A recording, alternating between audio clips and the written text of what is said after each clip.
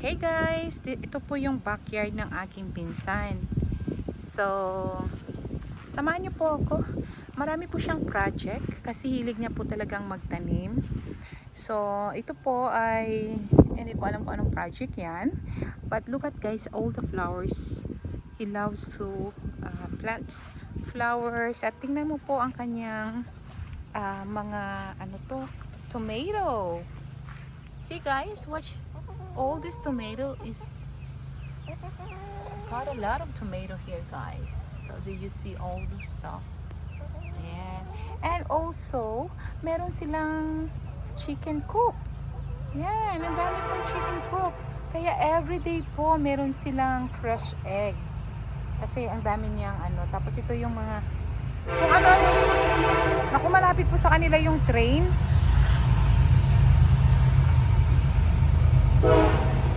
Maingay po dito guys kasi malapit sila po sa train. Ayan po, ito ano po ito? Kalabasa yata ito? Ayan, kalabasa nga, squash. So this is the squash guys. Ayan, ang dami niyang squash po. Tapos yun yung chicken coop niya. So, ayan, ang ganda po ng garden niya. Siya lang po yung nagtatanim nito. Bakit tinatakpan ito? Hindi ko alam kung bakit. Bakit ganyan? I don't know guys. Wala po akong alam sa pagtatanim. Kaya hindi ko alam kung ano po yung mga itinatanim niyang bulaklak guys. I don't know the name of all these flowers or plants. So guys, tingnan nyo na lang po. Kasi hindi ko po masabi sa inyo yung mga pangalan nito. I don't know the name of all this. Maybe this is sunflower. Yan. I think this is sunflower guys. So, sorry. Ayan. Ito po yung pollinator niya. Ito yung kanyang mga itinatanim na nagpo-pollinate po yung mga butterfly. Tsaka ano pa. Ayan. So, ano yan? May apple siya dyan. Apple tree.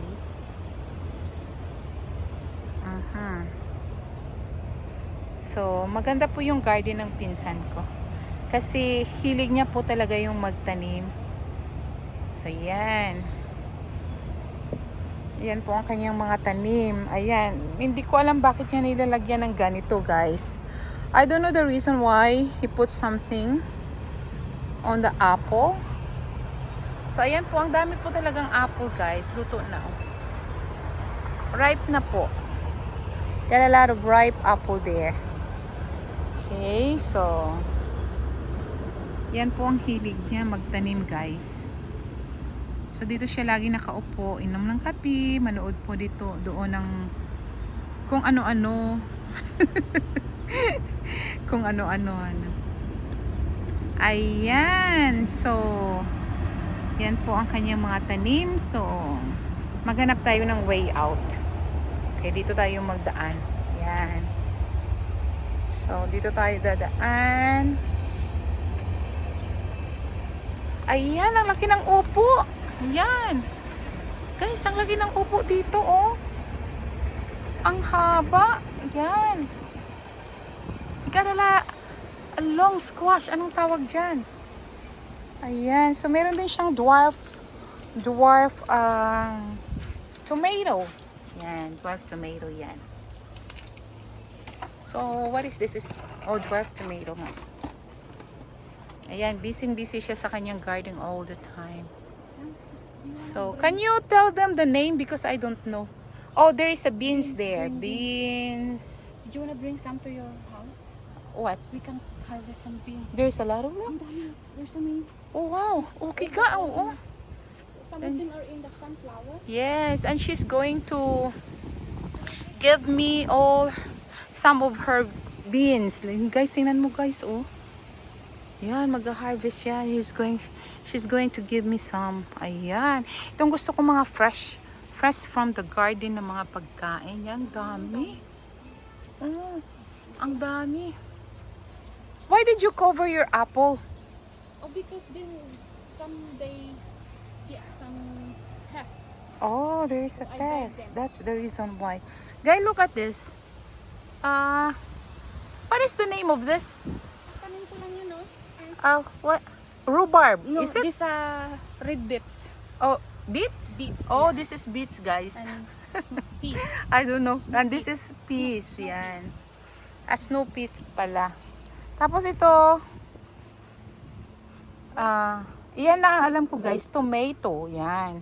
Tsaka yung beans. Ayan, ang dami niya ng kunuwang beans. O, tingnan mo. Ang dami palang beans na. Ang daming beans. Oh my goodness, there's a lot of it. Oo, ang dami. There's a lot of it. And she also got a lot of tomato. Guys, all your tomato is ripe here. So, you're going to harvest this before some insects finish all of this. You got a big tomato inside. It's like a burger. For burger, yeah. Beef steak. Yeah guys, yan po yung mga tanim niya. Ang dami. Mahilig po siya magtanim. May nakita akong tino-tino. Oh, mayroon dyan. May tino-tino sa amin sa Bisaya po. May tino-tino. Pero hindi ko alam. Anong tawag sa English nito? Inong tino-tino? Oh, yan guys. May tino-tino oh. Ayan. Ground cherry. Ayan, ground cherry daw yung tino-tino. Yan guys, ground cherry. Ang dami oh. Ang dami siyang ground cherry guys. Tika dete, itikman natin. Ay, hindi pa luto. Luto na ba ito? Yung green luto na? Pwede rin, pero maganda yung yellow. Oh, okay. Ayan, hindi pa pala luto yun guys. Dapat yellow siya. Dapat yellow pala. Pag maluto. Masarap yung tino-tino sa atin, yung green cherry. Ayan. Ito yung eggplants. Yan. Yan ang eggplants siya guys. Oh my goodness. Look at this guys. Wow. There's a lot of eggplants here. I just see it. And also the pepper. Wow, ang dami. Tsaka yung onion, guys. Tingnan nyo. Ang daming onion. Ayan. Ako po hindi mahilig talagang magtanim, guys. Hindi ko alam kung paano ganito. Ayan. I'm trying my best. Meron na akong chili doon. Tsaka may parsley, may tomato. Kasi guys, hindi ako nagtatanim dahil umaalis po kami tuwing summer.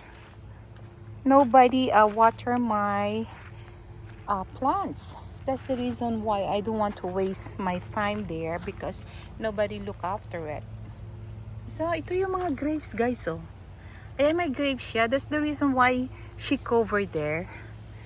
She covered these grapes because she said there is pest. Hindi ko alam kung ano yung mga sinasabing pest. Yung mga insects ba na kinakain at sinisira yung ano. Ayan. Pagpasensyaan nyo na po si host ninyo at ako'y Bisayang Hiligay noon. Mahirap mag-pronounce ng words. Ayan, tingnan mo. Para hindi pala nasisira ng mga ano. Ng mga insects. That's the reason why she covered that thing. Now I know now. I know the reason. Dami guys. Now you see now. This is, ang tawag ko po dito ay, ito po yung laki ng kanilang backyard. So ang tawag ko po dito ay garden farm. Kasi meron ding chicken coop. Yan, garden farm. So dito po siya lagi. Isa lang pong anak niya, tulad ko rin isang anak. Ayan. So bigyan niya ako ng upo. Nilagay niya dito sa likuran ng kanilang ayan yung upo tsaka beans, nagkuha na siya ng beans kasi gusto ko fresh from the garden. Yan, ito yung ginagamit nila for camping. That's the old school bus ginagamit nila for camping. They customize it as an RV. Okay guys, yan lang po mapapakita ko sa inyo. Thank you! Thank you guys for watching. Maraming salamat po sa inyong suporta kay Ali Falcon Vlog. And thank you so much guys. Thank you! Don't forget to like, share, subscribe, and comment below. How could I be able to improvise my video so that you guys can watch a good quality videos. Thank you! Don't forget to press the notification bell at nang lagi po kayong updated sa aking mga videos. Thank you guys! Bye!